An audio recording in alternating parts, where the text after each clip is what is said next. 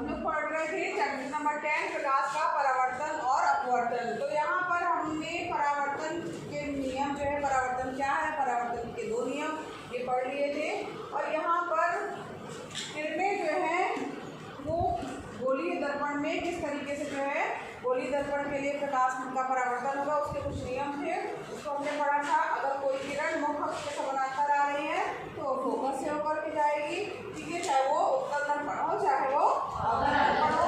दूसरा नियम हमने पढ़ा था, यदि कोई किरण फोकस से होकर आ रही है तो वो मुख्य अक्ष के समानांतर जाएगी। तीसरा नियम हमने पढ़ा था कि अगर कोई प्रकाश की किरण वक्रता केंद्र से होकर के आ रही है तो टकराने के बाद वापस वो वक्रता केंद्र से होकर ही जाएगी, ठीक है। चौथा नियम हमने एक चीज और पढ़ी थी कि जो कि प्रकाश के परावर्तन का नियम है कि अगर कोई प्रकाश की किरण जो ध्रुव पे टकरा रही है, टकराने के बाद जो वापस जा रही है तो जो ये मुख्य अक्ष से कोण बन रहा है एंगल आई, यानी आपतन कोण परावर्तन कोण के बराबर होगा, ठीक है। ये चारों चीजें हम पढ़े थे। इसके बाद जो है हमने स्थितियाँ देखी थी, प्रकाश जो आपका अवतल दर्पण है, ठीक, दर्पण सबने देख लिया है, उस दिन हम लेके आए थे। तो उसमें किस तरीके से प्रतिबिंब बनेगा अगर वस्तु की स्थिति अलग अलग जगह पर हो। तो यहाँ पर पहली स्थिति सब हम पढ़ चुके हैं, रिवीजन करवा रहे हैं एक बार। तो यहाँ पर हमने पढ़ा था कि अगर वस्तु जो है, ये कौन सा दर्पण है पहले आप लोग बताइए, अवतल दर्पण। अवतल दर्पण में अगर कोई वस्तु जो है वो अनंत पर है, अनंत पर है तो डॉटेड लाइन दिखा रहा है कि मतलब बहुत दूर से जो है वो हमारी प्रकाश की किरणें आ रही है। अनंत पर अगर मान लीजिए कोई वस्तु है तो उससे जब प्रकाश की किरणें आ रही है तो ये जब टकराएंगी तो प्रतिबिंब कहाँ बनेगा। तो सबसे पहले हमने क्या किया, मुख्य अक्ष के समानांतर प्रकाश की किरण ली और हमें नियम पता है कि वो फोकस से होकर के जाएगी, ठीक है। क्या नियम पता है हमें कि वो फोकस से होकर के जाएगी, ठीक। अब यहाँ पर ये देखिए प्रकाश की किरण मुख्य अक्ष के समानांतर गई और ये फोकस से होकर के बदल गई। दूसरा नियम हमें पता है कि अगर कोई प्रकाश की किरण जो है वक्रता केंद्र से होकर के जाएगी तो वो वक्रता केंद्र से जो है वो वापस आएगी। तो यहाँ पर जो है मुख्य अक्ष के समानांतर गई और उसके वापस आई। हाँ, चूंकि किरणें अनंत पर है तो यहाँ पर भी हमने क्या लिया है कि मुख्य अक्ष के समानांतर जो प्रकाश की किरण गई, ये भी मुख्य अक्ष के समानांतर प्रकाश की किरण गई और जब वो वापस आई तो ये फोकस से होकर के जाएगी। जब सभी किरणें फोकस से ही होकर के जाएंगी तो इसका मतलब है कि उस वस्तु का प्रतिबिंब जो है वो फोकस पर ही बनेगा। किस आकार का होगा, बिंदु के आकार का है। चूंकि ये दर्पण पे बन नहीं रहा है, दर्पण के इस तरफ बन रहा है तो हमें वो दिखाई नहीं देगा, नहीं देगा ना। तो उसका मतलब क्या हुआ, प्रतिबिंब कैसा है, वास्तविक है कि आभासी। कितने लोग बोले आभासी? चलो, यानी पढ़ाया हुआ समझ में आया है, तब तो अच्छी बात है। तो यहाँ पर प्रतिबिंब कैसा बन रहा है, वास्तविक प्रतिबिंब बन रहा है, जो कि दर्पण किस तरफ बन रहा है, आभासी कब बनता है, जब हमें दर्पण दिखाई देता है ना, आभास होता है हमें। तो यहाँ पर ये पहला जो है हमने स्थिति जो है जान ली। तो यहाँ पर आपको किरण आरेख खींचने के लिए आ सकता है 2 नंबर का क्वेश्चन जो है कि जो है अगर वस्तु अनंत पर है तो अवतल दर्पण में प्रतिबिंब जो है कहाँ पे बनेगा और जो प्रतिबिंब बनेगा उसकी स्थिति क्या होगी। बिंदु के आकार का लगभग बनेगा और यहाँ पर जो है इसकी इमेज उल्टी बनती है, जो कि हम आगे दूसरे और स्थिति में समझेंगे। अब यहाँ पर दूसरी स्थिति है, यहाँ देखिए, यहाँ पर जो दूसरी स्थिति ये है, हमको ये बनाने का तरीका आपको पिछले वीडियो में बताया ही गया था, पिछले बार क्लास में बता दिया गया था कि यहाँ पर प्रकाश रखना है, जो यहाँ केंद्र को रख के आप चाप मारेंगे ये वक्रता केंद्र हो जाएगा।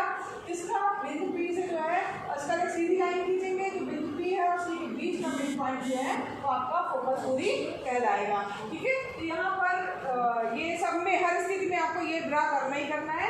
ये चीज बच्चे भूल जाते हैं, उसको ध्यान दीजिए, क्या भूलते हैं, कलाई करना। कलाई करना मतलब ये यहाँ पे ऐसे ऐसे ऐसे ऐसे छोटी लाइन है आपको करनी जरूरी है, तभी पता चलेगा कि दर्पण। नहीं तो अगर आप कलाई नहीं करोगे तो पता ही नहीं कि उत्तल दर्पण है कि अवतल दर्पण है, क्योंकि गोले का भाग तो उत्तल दर्पण भी होता है और अवतल दर्पण भी होता है। कलाई से ही पता चलता है ना कि अगर कलाई इस तरफ की गई है तो अवतल है, अगर कलाई इस तरफ कर दी गई है तो अवतल है। तो उसको करना नहीं भूलना। दूसरी चीज क्या भूलते हैं आप लोग, ये प्रकाश की किरण की दिशा है ना, ये इसको नहीं, तीर का निशान नहीं बनाते, सब चीज़ बनाएंगे लेकिन तीर का निशान ही नहीं बनाते तो नंबर तो पूरे नहीं मिलते। यहाँ पर अगर दूसरी स्थिति ये है कि अगर वस्तु जो है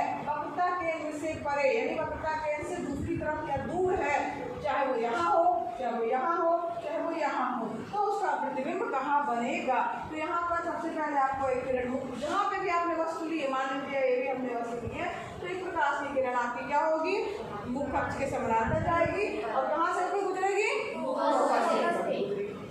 दूसरा नियम हमारा क्या है, कोई प्रकाश की किरण वक्रता केंद्र से होकर के जाएगी तो वो वापस उसी दिशा में लौटेगी। ठीक, यहाँ पर दो चीजें हमने दो नियम दिए और यहाँ पर लेने के बाद हमें जो है कटान बिंदु प्राप्त हो गया।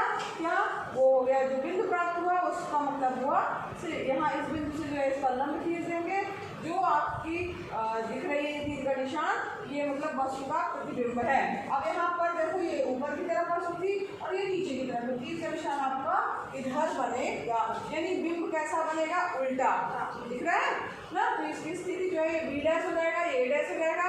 अब अगर वस्तु वक्रता केंद्र से परे है तब वस्तु का प्रतिबिंब कहाँ बनेगा, कौन बताएगा, हाँ बता बेटा।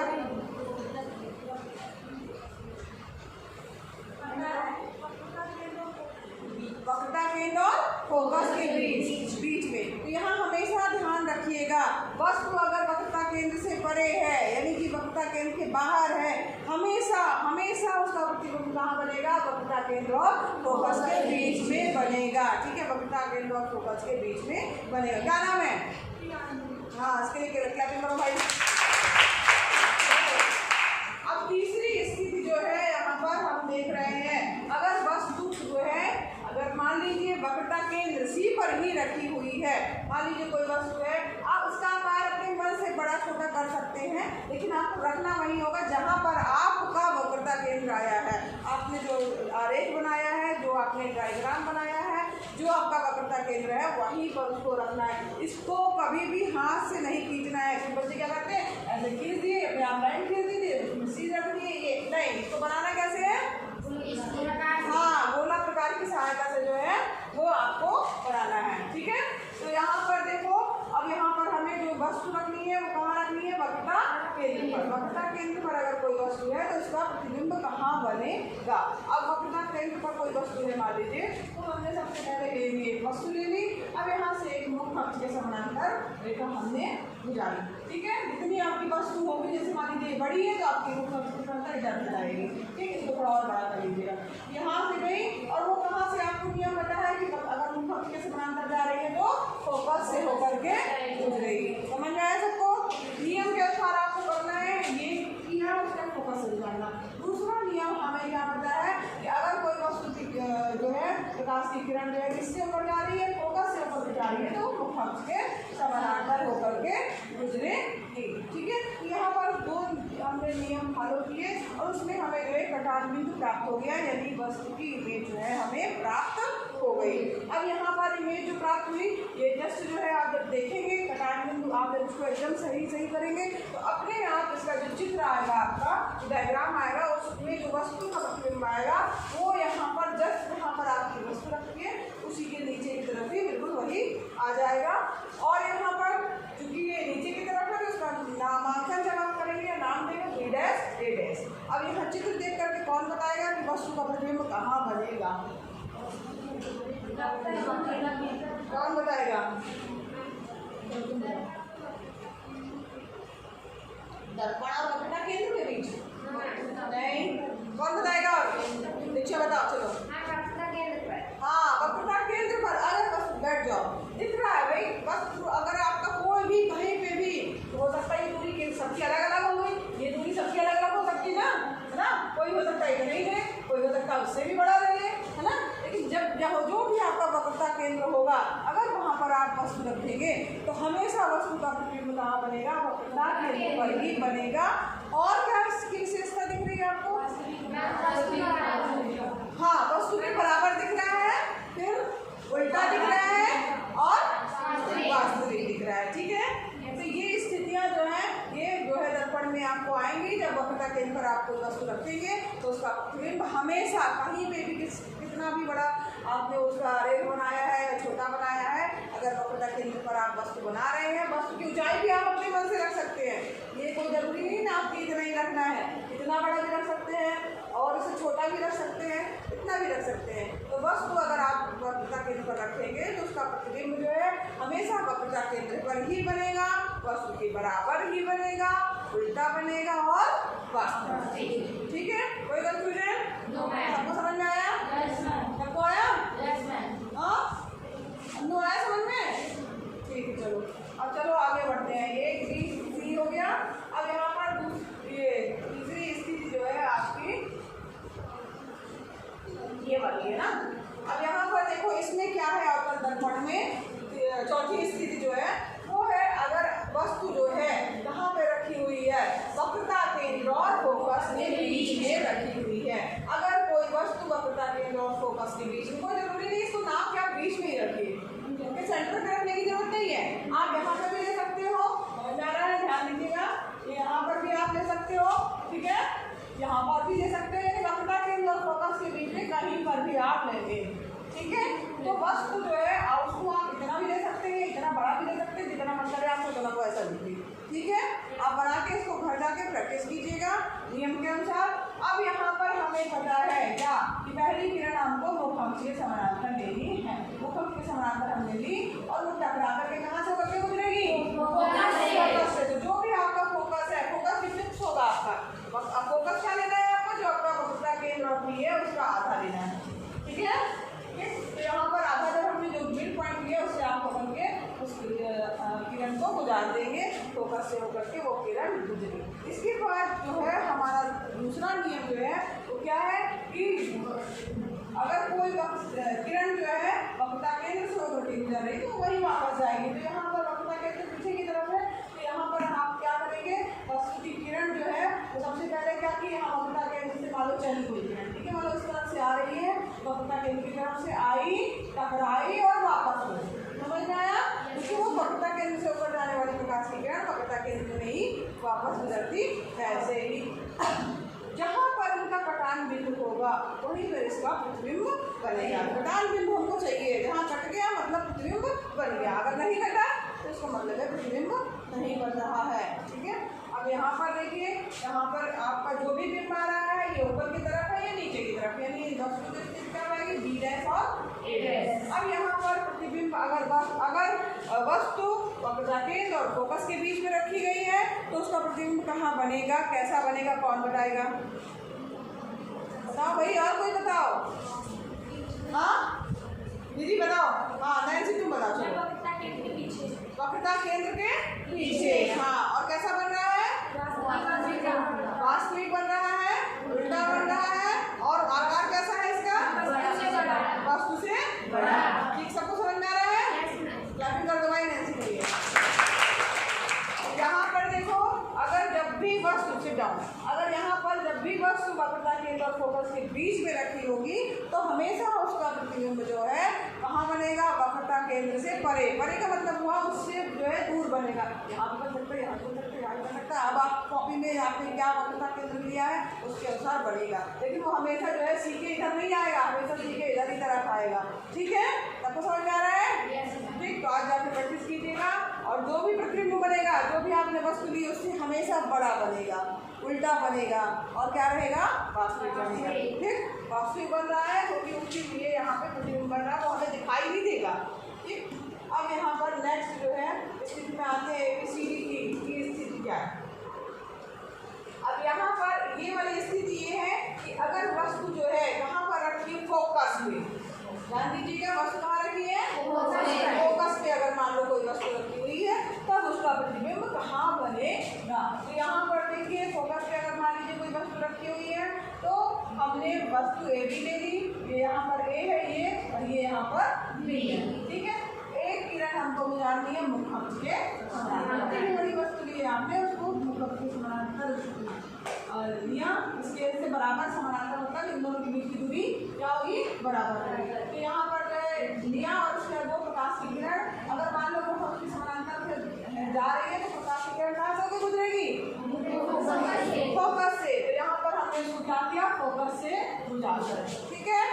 एक दूसरा नियम क्या करता है वक्रता केंद्र वाला, कि अगर वक्रता केंद्र से कोई किरण जा रही है तो वो कहाँ से होकर गुजरेगी, हाँ उसी दिशा में वो वापस आएगी। तो यहाँ पर हमने वक्रता केंद्र से एक किरण ली, जा रही है और इस करंट को टकराने के बाद वापस उसी दिशा में लौट रही है। ठीक, ये भी कर सकते हैं। इसमें हम लोग लास्ट वाला नियम भी कर सकते हैं कि अगर वो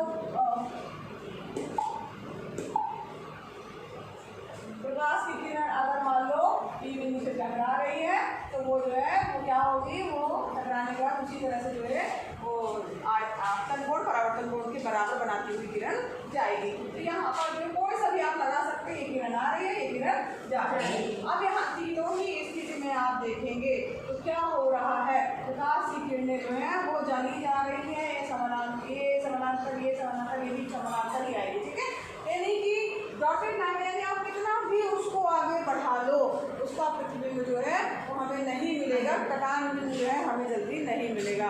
अब देखो इसको हम नाप नहीं सकते हैं, बढ़ाते जाएं बढ़ाते जाएं बढ़ाते जाएं, तो इस तरीके से हम इसको ये कह सकते हैं कि इसका प्रतिबिंब जो है हो सकता है कहीं बने जो कि अनंत है, हमें मिला नहीं है अभी तक, अनंत है, अनंत दूरी पर बन रहा है उसका प्रतिबिंब। उसका प्रतिबिंब कहाँ बनेगा, सबको समझ में आया। अगर वस्तु फोकस पर रखी है तो उसका प्रतिबिंब कहाँ बनेगा, अनंत पर बनेगा। ठीक है, चलो अब यहाँ पर जो है एक चीज और देख लो आप लोग, अब अनंत पर बनेगा ये कहा जा रहा है। अब आकार क्या होगा, तो बहुत बड़ा बनेगा, अनंत पे बनेगा तो मतलब ये देखो किरण नीचे नीचे नीचे नीचे नीचे जा रही है, मुक्त हमारी यहाँ है, वस्तु यहाँ है, यानी कि वो अनंत अनंत अनंत अनंत अनंत पता नहीं कहाँ तक चली जा रही है। जब जा रही है तो इसका मतलब जो उसका आकार होगा बहुत बड़ा होगा। ठीक है, अत्यंत विवर्धित बनेगा, वास्तविक बनेगा और नीचे की तरफ वास्तविक क्यों बनता है, नहीं वास्तविक और आभासी दोनों बन सकता है। अब स्थिति है कि कहाँ पे देखो हमको प्रकाश की किरणों के नियम पता है कि भाई अगर मुख्य के समानांतर है फोकस से जाएगी, अगर फोकस से जा रही है मुख्य के समानांतर जाएगी, वक्रता केंद्र से जा रही है वापस वक्रता केंद्र में आएगी, आई आर के बराबर होगा, ये नियम हमें पता है। इस नियम से हम आगे नहीं जा सकते, इसी नियम के अनुसार जो है प्रकाश की किरणें चलती हैं। अब बात आती है कि कहाँ बन रहा है। अब अगर उसका कटान बिंदु आपको मिल जा रहा है तो इसका मतलब है कि अगर इसी तरफ मिल रहा है, दर्पण की अगर इस तरफ चीजें मिल रही हैं तो यानी वास्तविक प्रतिबिंब बनेगा, रियल में बन रहा है उसका। अगर दर्पण में आपको उसका प्रतिबिंब दिखाई दे रहा है, जैसे आप अपना देखते हैं ना मिरर, तो वो जो दिख रहा है वो क्या फोटो हो नहीं ना, वो तो मेरी ही फोटो दिख रही है, लेकिन हम तो है नहीं वास्तव में, हम तो यहाँ पर है। दर्पण में क्या दिख रहा है, जो दिख रहा है वो क्या है आभासी, और जो इस तरफ दिख रहा है वो क्या है वास्तविक। इसका मतलब है इसका बिंब क्या बन रहा है, वास्तविक बन रहा है। तो ये स्थितियाँ अलग अलग है, जहाँ पर किरण के आरेख के अनुसार हम जब नियम फॉलो करते हैं जहाँ पे बन रहा प्रतिबिंब वो वैसा ही होगा। अगर चूंकि नियम फॉलो करने पर उसका प्रतिबिंब इसी तरफ बन रहा है तो वास्तविक है। ठीक है, अगर दर्पण की तरफ बनेगा तो उसका मतलब है आभासी है। ठीक, क्यों बन रहा है, क्योंकि नियम जो हम लगा रहे हैं, नियम लगाने के बाद वो जहाँ पे भी उसका कटान बिंदु प्राप्त होगा उधर ही बनेगा। अगर वो दर्पण के इधर बन रहा वास्तविक, दर्पण के उधर मिल रहा है अंदर मिल रहा है आभासी। ठीक है, तो यहाँ पर ये स्थिति आपको समझ में आ गई। अनंत पर जो है इसका प्रतिबिंब बनेगा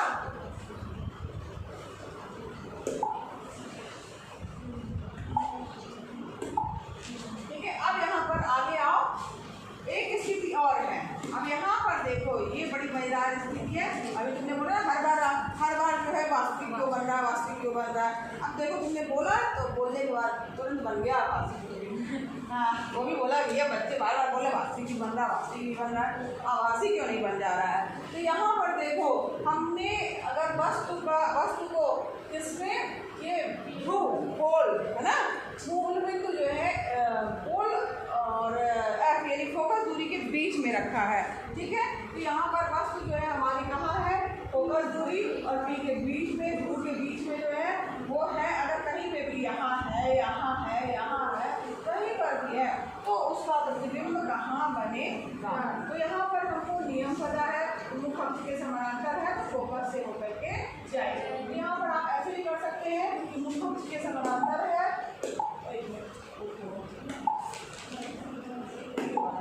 मुख्य अक्ष के अगर मान लीजिए समानांतर है प्रकाश की किरण ये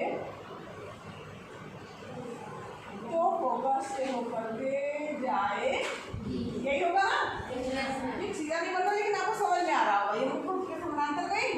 ठीक, और ये फोकस से होकर के, ये फोकस इसका ही है ना, समझ में आया सबको। उसके समानांतर रहेगी, टकराई और फोकस से होकर के गुजरेगी। ठीक, तो ये नियम भी आप लगा सकते हैं। दूसरा नियम आपको पता है क्या, कि वक्रता केंद्र से जाएगी तो वहाँ वापस आएगी।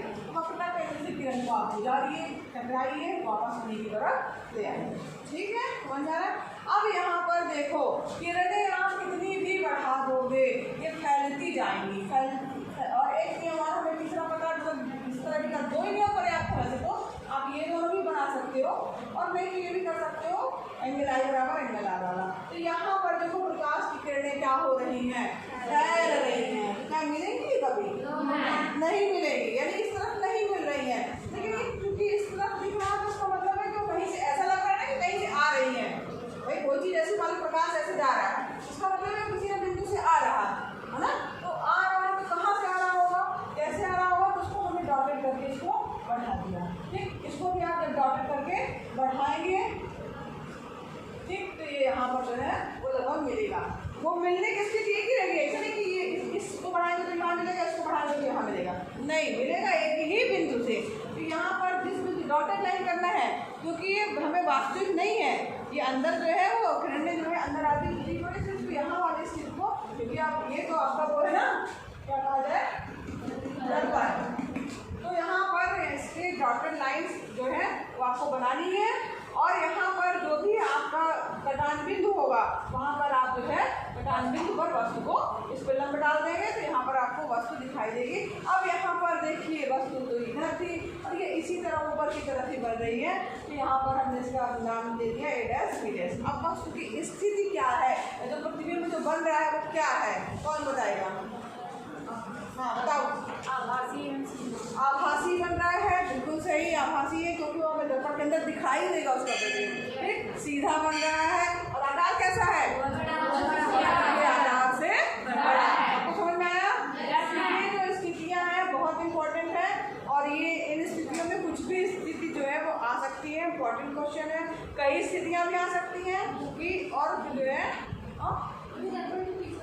हाँ दर्पण के पीछे नहीं, हमें दर्पण के अंदर दिखाई देगा। आपने देखा होगा ना, कल जब हम दर्पण लेके आए थे तो देखा था कि जो अगर अवतल दर्पण है उसमें जब हमारा मुंह एकदम दूर से देख रहा है तो कहीं इधर उधर स्थिति में नहीं दिख रहा था, लेकिन जैसे एक स्थिति आती है जब उसके हमारा वस्तु, यानी जैसे मान लो हम हैं या कोई पेन लिया है, कुछ भी लिया है, अगर वो उसके थ्रू और फोकस के बीच में आएगी तो उसका प्रतिबिंब जो है हमको दिखाई देने लगेगा, और दिखाई देने लगेगा बड़ा दिख, जैसे हमने नहीं बोला था यार मेरा तो देखो उसमें ओट मेरा यहाँ इतनी दूर रखे हैं और कितना बड़ा उसमें दिखाई दे रहा है ना। तो यानी कि प्रतिबिंब क्या होगा, वस्तु बिल्कुल सीधा बनेगा, ऐसा नहीं कि मेरा चेहरा उसमें उल्टा दिखे, उसमें कैसा दिखाई देगा, सीधा दिखाई देगा, वस्तु के आकार से बड़ा दिखाई देगा, और कैसा है, आभासी है, क्योंकि वो दिख रहा है, वो हमारा तो असली चेहरा तो इधर है ना, वो तो उधर दिख रहा है, तो इसका मतलब क्या हुआ, वो आभासी है। कोई कंफ्यूजन किसी को? सभी स्थितियाँ समझ में आ गई? ठीक, तो ये था अवतल दर्पण के लिए। अब उत्तल दर्पण के लिए केवल 2 कंडीशन बन रही है, वो हम कल करेंगे। ठीक है।